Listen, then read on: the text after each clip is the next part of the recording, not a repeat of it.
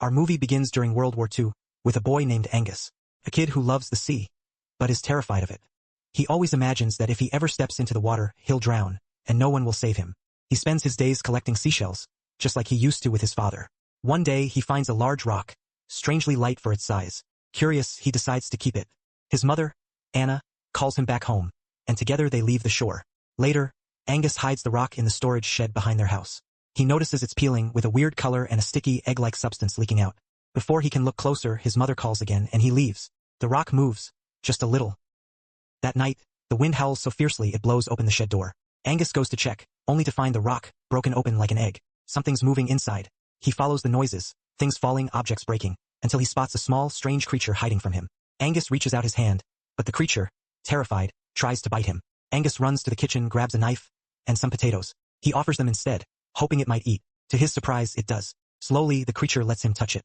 But Angus notices a wound on its back. He rushes for a first aid kit, cleans the wound, and leaves it resting safely in the shed before heading back to bed, careful not to alert his mother. The next morning, Angus wakes to the sound of soldiers outside. A military unit has set up camp on their property. Captain Thomas informs Anna that the troops will stay for a while. Officers sleeping in the house, soldiers in the garden. Angus sneaks into his late father's study, grabs a dictionary, and rushes to check on the creature. He finds it chewing on his father's boots, hungry again. Angus brings leftovers from the kitchen, and the little creature happily eats. He decides to name it Crusoe, after his father's favorite book. Angus tries to look up what kind of animal Crusoe might be, but finds nothing that matches. When he touches its skin, it feels dry and rough, so he pours water over it. Crusoe suddenly lights up with joy, splashing around like a playful pet. One day, Anna hires a new handyman named Lewis. She suspects her son is hiding an animal in the shed, which is against house rules, and asks Lewis to clean it up. As he does, Angus throws out a bucket of water where Crusoe had been, but Crusoe's missing. Lewis questions him, and Angus lies, saying he's just cleaning like his mother asked. That night, Crusoe reappears, much bigger than before, and hiding inside the house. The cook's dog, Strunk, chases after it, tied to the stove. In the chaos, the kitchen is wrecked. Anna locks the dog away, unaware of what really happened. Soon after, Angus's sister, Kirsty, screams. Crusoe's in the bathroom. Angus rushes up, calms her down, and tells her everything. She promises to keep the secret, though both are shocked at how fast Crusoe's growing.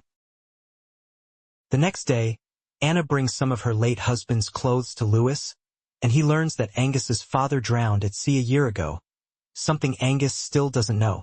Later, Lewis goes to fix the bathroom, but finds Angus, Kirsty, and Crusoe inside. Instead of panicking, Lewis studies the creature. He realizes what it is, a WATERHORSE, a rare, legendary creature said to be both male and female, laying eggs only once before dying. They beg Lewis to keep their secret, and he agrees. They tell Anna they're just fixing the pipes, and manage to hide Crusoe once again. That night, while the soldiers feast in the dining room, Angus forgets to close the bathroom door. Crusoe slips out, wandering the house. The dog gets loose again, barking wildly and knocking everything down. Crusoe flees into the garden, dives into a fountain full of fish, and eats them all. By morning, Lewis finds Crusoe now enormous. They realize hiding him at home is impossible. Together, they load him into a truck and release him into the nearest lake. When Angus returns, Anna has arranged for Captain Thomas to train him with the army. She hopes it will keep him busy and away from trouble. Between drills and chores, Angus barely finds time to visit Crusoe, who waits faithfully in the lake.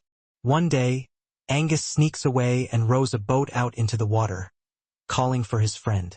Crusoe suddenly rises behind him, now a giant, majestic creature. Despite his fear of water, Angus climbs onto Crusoe's back, and together they glide across the lake in harmony, until they reach the military's underwater nets blocking the exit. Later, when Angus returns home, he tells Lewis and Kirsty everything. But their joy is short-lived. During a training exercise, the army fires test missiles into the same lake where Crusoe lives. Angus tries to stop them, but the explosions start anyway. He's nearly hurt and gets punished, confined to the house. Meanwhile, rumors of a monster in the lake spread, and a local fisherman claims he's seen it. A reporter tries to photograph Crusoe, fails, then fakes a photo for fame. It lands in the papers, sparking chaos. Two greedy men, Walker and Strunk, decide to hunt Crusoe to make themselves famous. Angus escapes again, this time with Lewis, heading to the lake to check on Crusoe. They find him, but Crusoe, frightened and scarred by the explosions, attacks in defense.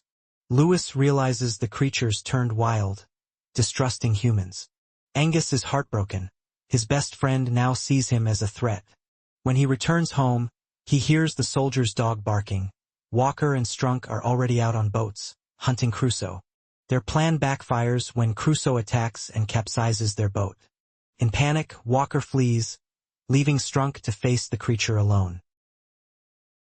Angus dives into the lake to stop Crusoe from killing Strunk.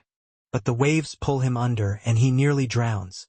Crusoe rescues him, gently pushing him back to shore. Lewis revives Angus, and Anna, seeing the creature with her own eyes, realizes her son was telling the truth all along. But it's too late. The military, mistaking Crusoe for a German submarine, launches a full bombardment on the lake. Angus climbs onto Crusoe's back one last time, guiding him toward the open sea, away from the falling shells. Amid the storm and chaos, Crusoe dives deep, then leaps over the giant military net, breaking it apart, and disappears into the ocean's freedom. As the sun rises, Angus watches him swim away, a farewell between a boy and the only friend who ever truly understood him. This story was written and edited by Movie Bites. Don't forget to follow Movie Bites for more movie summaries. See you in the next story.